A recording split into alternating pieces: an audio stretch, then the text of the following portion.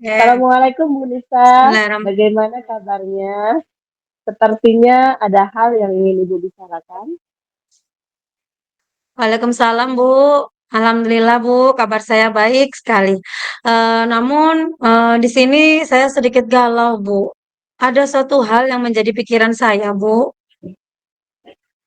Kalau boleh tahu nih, apa yang sedang Ibu pikirkan sehingga Ibu menjadi galau? Jadi begini, Bu, beberapa hari ini itu banyak sekali guru yang melapor ke saya. Mereka merasa tidak nyaman ketika masuk di kelas saya dikarenakan ada seorang anak, Bu, yang dia itu sering keluar masuk kelas gitu pada saat jam pembelajaran berlangsung. Nah, di sini saya merasa sangat kewalahan, Bu, dengan salah satu siswa di kelas saya tersebut. Dengan kebiasaan yang sering keluar masuk itu, Bu, di saat jam pembelajaran. Oh, jadi Ibu sekarang lagi galau dikarenakan ada salah satu siswa Ibu yang sering keluar masuk pada saat jam pelajaran berlangsung, begitu ya Bu Nisa? Iya, benar sekali, Bu Juleha. Saya ingin sekali mendapatkan solusi dari permasalahan saya ini, Bu. Oh, begitu. Menurut Bu Nisa, apa yang menyebabkan murid tersebut keluar masuk pada saat pelajaran sedang berlangsung? Jadi gini, Bu, setelah saya mendapatkan laporan tersebut, saya berusaha, Bu, untuk mencari tahu penyebabnya. Kemudian saya langsung memanggil anak tersebut dan menanyakan langsung kepada anaknya, apa penyebab yang menyebabkan dia itu keluar masuk kelas. Nah, ternyata tidak sesuai dengan yang saya harapkan, Bu. Anak itu pada saat saya tanya malah ketawa-ketawa sendiri, Bu, dan langsung lari meninggalkan saya, Bu. Oh, begitu. Pada saat itu, sikap apa yang Ibu lakukan menghadapi situasi tersebut? Jadi, pada saat pulang sekolah, saya putuskan untuk, menelpon orang tua anak tersebut, Bu. Jadi, saya menghubungi orang tua tersebut untuk dapat, ngobrol dulu sebentar dengan saya pada saat, menjemput anak tersebut. Dan ternyata ketika obrolan sudah dimulai, orang tua tersebut mengungkapkan bahwa ternyata anaknya itu, Bu, termasuk anak yang berkebutuhan khusus, Bu. Nah, jadi, orang tua tersebut, menjelaskan bahkan sampai sekarang, Bu, anak tersebut itu masih dimandikan, bahkan disuapin, Bu, dalam makannya, seperti itu, Bu. Oh, begitu ya, Bu. Jadi menurut Bu Nisa, sikap ideal seperti apa yang Ibu harapkan pada anak tersebut nih, Bu? Ya, harapannya anak tersebut bisa duduk dengan tenang dan mengikuti proses pembelajaran dengan baik, Bu, dan tentunya tidak mengganggu konsentrasi teman-teman yang lainnya, Bu. Oh, begitu ya, Bu Nisa. Apa yang dapat Ibu lakukan untuk mengatasi masalah ini, Bu?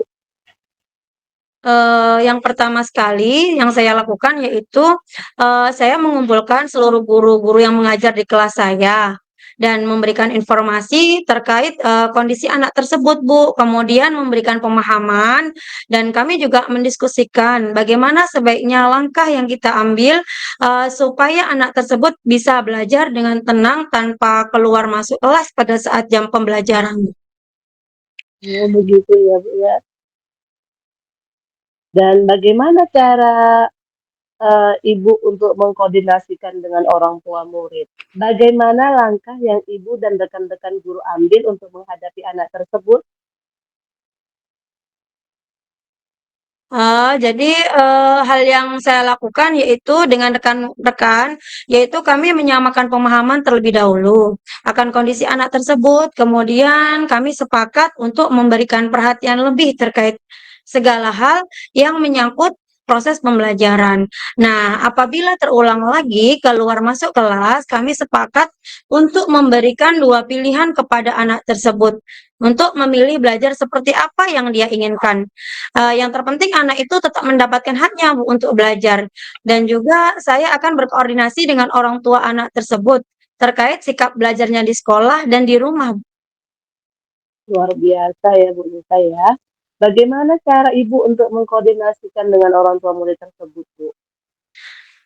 Saya akan mencoba menjadwalkan pertemuan rutin, Bu, untuk membahas terkait perkembangan murid tersebut, Bu, dengan orang tuanya, begitu, Bu.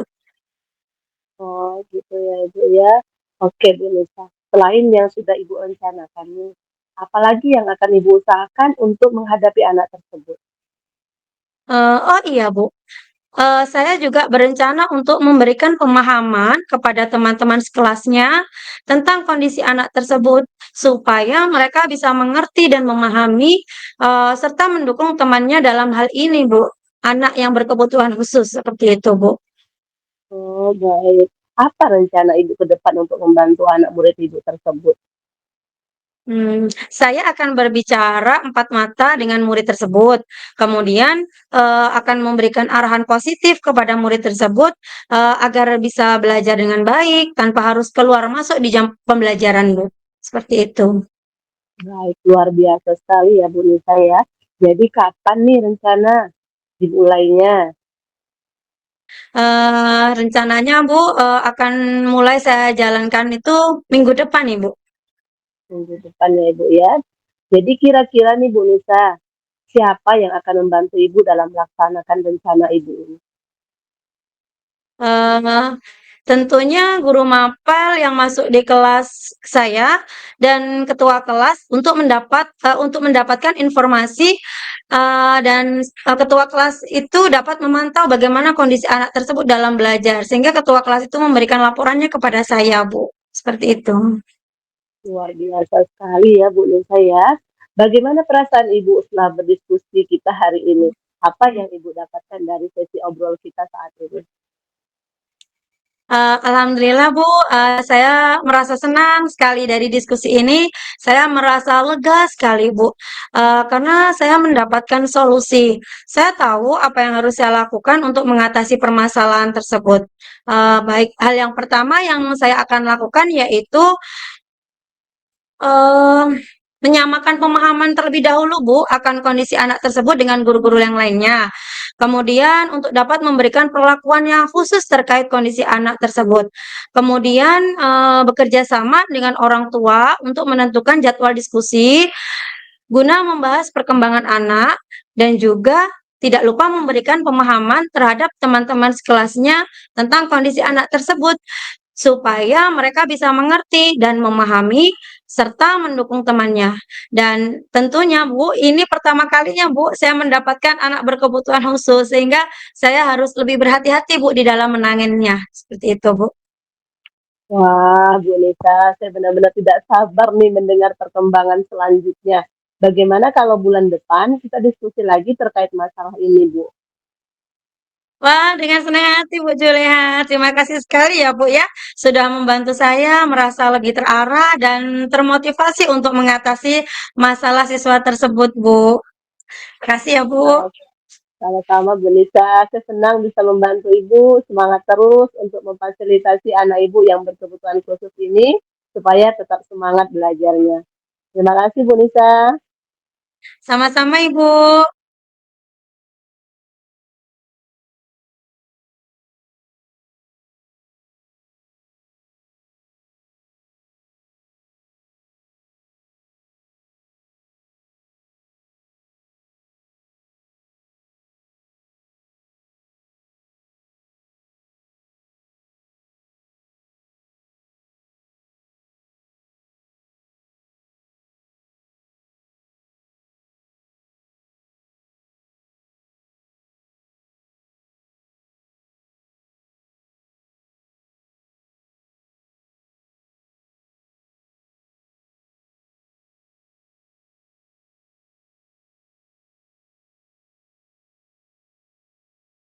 Baik. Assalamualaikum, Bu Juleha. Bagaimana kabarnya? Sepertinya ada hal yang ingin Ibu bicarakan. Waalaikumsalam Bu Nisa. Alhamdulillah saya sehat.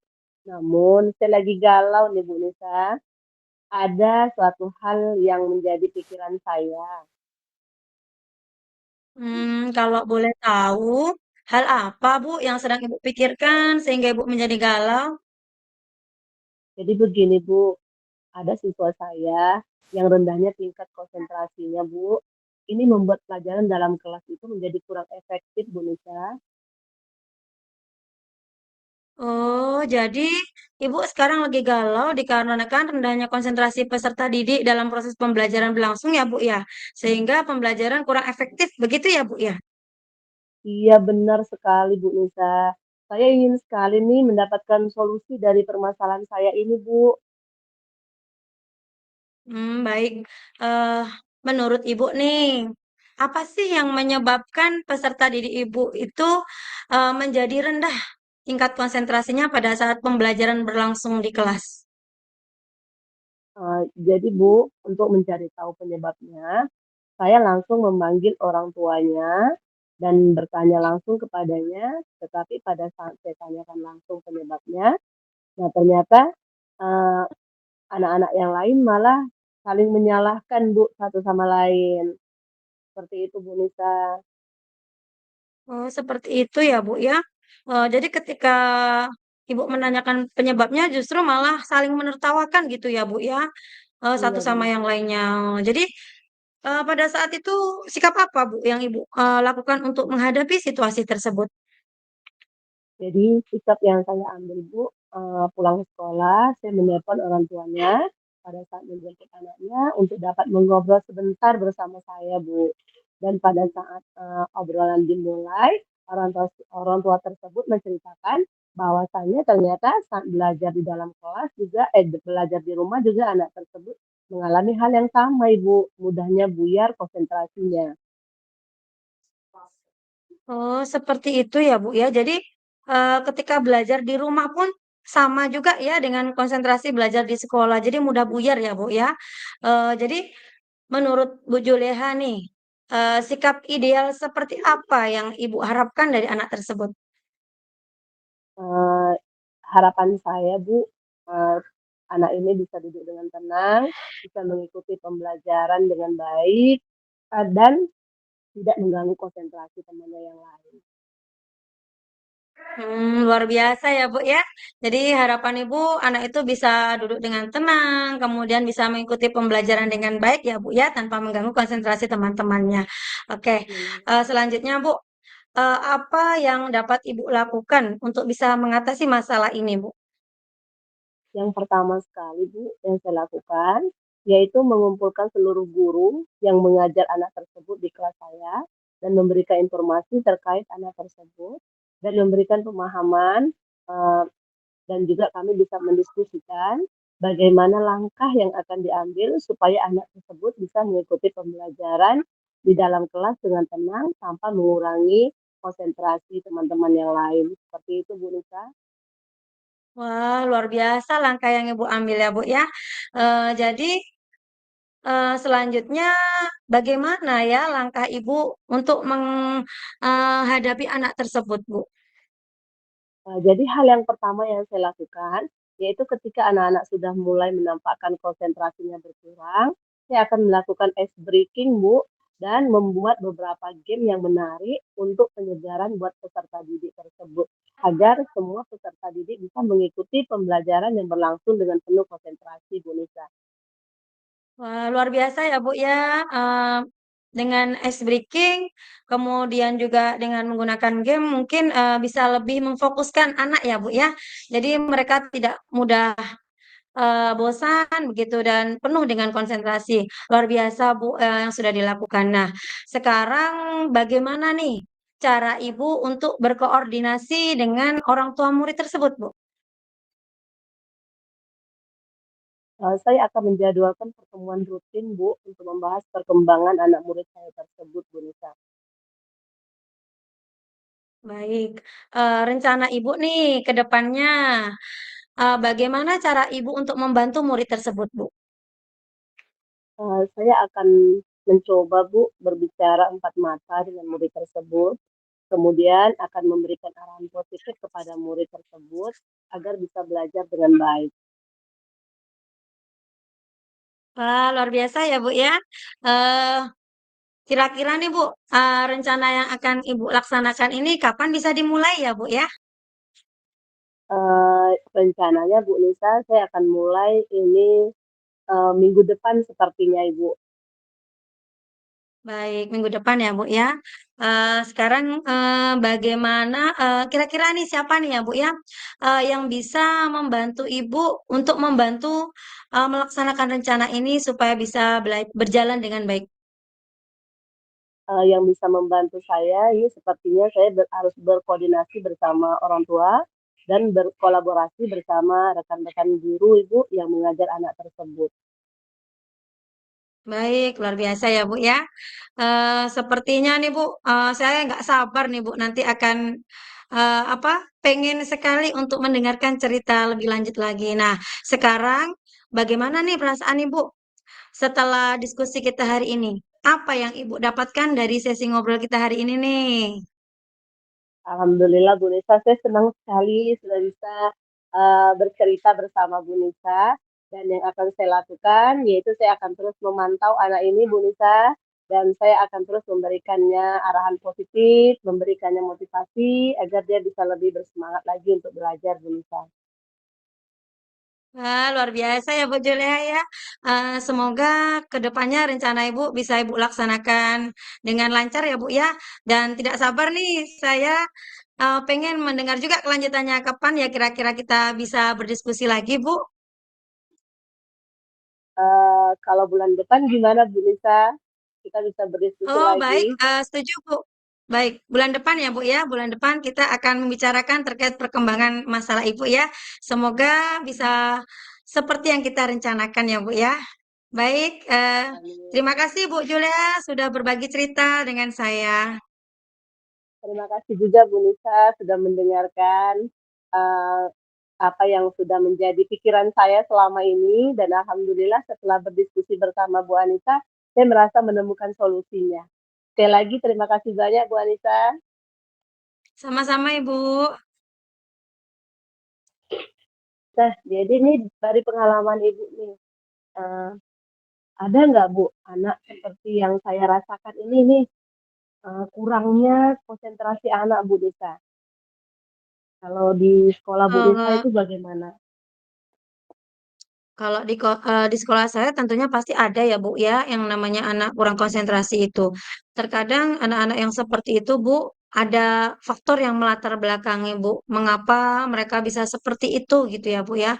Terkadang saya di saat istirahat, Bu, saya langsung memanggil anak itu, kemudian saya berbicara empat mata dengan dia, kemudian saya tanya, "Kamu sehat, Nak?" Gitu kan. Misalkan kita ingin menanyakan dulu apakah dia sehat atau tidak, karena bisa jadi karena kurang sehat ya, Bu, ya. Nah, ketika dia menjawab, "Saya sehat, Bu, tapi sepertinya kamu murung aja dari tadi, seperti tidak fokus dengan pembelajaran Ibu," gitu kan. "Ada masalah ya, Nak, ya?" Nah, ketika itu saya lontarkan pertanyaan itu kepada anak, Bu, anak ini biasanya masih sungkan, Bu, untuk mengutarakannya gitu. Seakan-akan tuh seperti dia antara takut dan malu gitu, Bu. Nah, ketika saya sekali lagi menyampaikan, kepada anak tersebut seperti ini, "Nak, anggap ibu sebagai temanmu kalau memang kamu sungkan untuk bercerita gitu. Ibu bisa kok menjaga kepercayaanmu, bisa menjaga rahasiamu kok." Jadi ketika kita mendekati dia dengan pelan, kemudian kita menyetarakan, menyejajarkan, posisi kita, Bu, ternyata anak ini lebih mudah untuk, mereka menyampaikan, mencurahkan semua isi hatinya begitu, Bu. Nah, ketika itu barulah diceritakan semua penyebabnya. Nah, inilah yang menyebabkan dia murung di kelas, sehingga fokus belajarnya kurang, Bu. Jadi terpecah gitu, Bu. Seperti itu, Bu. Ada pernah saya punya pengalaman seperti itu, Bu. Luar biasa ya Bu Nisa ya. Saya mau mencoba Iya. menerapkan nih yang Bu Nisa bilang. Jadi dipanggil ya Bu ya. Iya. Bu Nisa Kalau Bu ini tugas, Juleha nih iya, Heeh. Ini tugasnya nanti yang Bu Juleha, sekarang kalau ya. Bu Juleha ada nggak pengalaman pernah mendapatkan anak SD yang inklusif atau berkebutuhan khusus, Bu? Alhamdulillah nggak pernah Bu. Tapi kemarin ini saya baru pelatihan Bu Nisa untuk yang anak inklusi. Nah, jadi ternyata anak inklusi ini, yang anak berkebutuhan khusus ini ada banyak Bu. Bisa dibilang ada 10 sampai 12 ternyata kategorinya Bu Nisa. Dan setelah kami coba pada saat pelatihan itu kan kami dikasih seperti mengidentifikasi anak itu. Nah setelah dicoba ternyata untuk anak inklusi berat, itu kami alhamdulillah nggak ada, Bu. Tapi anak yang, eee, bisa dikatakan inklusi, Bu, sekarang ini dia bisa dikatakan inklusi, misalnya anak yang slow leader atau mungkin anak yang, eee, cara belajarnya lambat, ternyata itu anak inklusi, Bu Nisa, aku baru tahu Iya. juga. Heeh, dan jadi di tempat kami itu ada anak inklusi kan seperti itu, Bu Nisa, yang cara belajarnya lambat juga. Untuk yang sampai ke tingkat yang itu, sampai sekarang alhamdulillah belum ada, Bu Nisa. Hmm. Kalau kami di tahun ini baru Bu, pertama ada yang seperti ABK gitu Bu, dan itu pun diakui oleh orang tuanya sendiri Bu. Mmm, Jadi anaknya itu Bu nggak bisa apa ya Bu ya, nggak bisa dia berbaur dengan temannya, nggak bisa Bu ngobrol dengan temannya itu tidak. Jadi mhm, seperti dia itu asik dengan dunianya sendiri Bu. Dan dia mhm, itu tidak bisa fokus keluar masuk, dikala dia bosan itu dia langsung memutuskan untuk mencari, cara bagaimana untuk menghilangkan kebosanannya gitu, Bu. Dan dia itu tidak bisa, Bu, di ibaratnya gimana ya, Bu, ya, kita paksa gitu tak bisa, Bu. Jadi kita paksa misalkan, "Duduk Nak," gitu, nggak bisa, Bu. Dia pokoknya keinginan dia itu aja, Bu, seperti itu. Dan iya bahkan yang benar. terakhir kemarin ya, Bu, ya, itu tuh pada saat ujian tengah semester, eee, anak itu nggak mau ujian, Bu, nggak mau ngerjakan. Jadi kebetulan saya wali kelasnya, saya langsung menelpon orang tuanya dan orang tuanya kebetulan guru juga, Bu. Dan alhamdulillahnya orang tuanya tuh langsung respon, Bu, langsung datang ke sekolah kemudian membujuk anaknya, sehingga anaknya mau mengerjakan soalnya, Bu, seperti itu. Mmm, oh gitu ya, Bu Nisa. Soalnya gini, Bu Nisa, waktu yang saya ikut pelatihan itu kan sharing juga kan, ternyata ada orang Mmm, tua yang tidak terima, Bu, kalau anaknya itu inklusi itu ada, Bu. Jadi itu yang susahnya kita untuk berkolaborasi kan, Bu Nisa. Tapi alhamdulillah tempat Bu Nisa orang tuanya terima ya, memang udah mengakui gitu iya. ya, Bu, ya.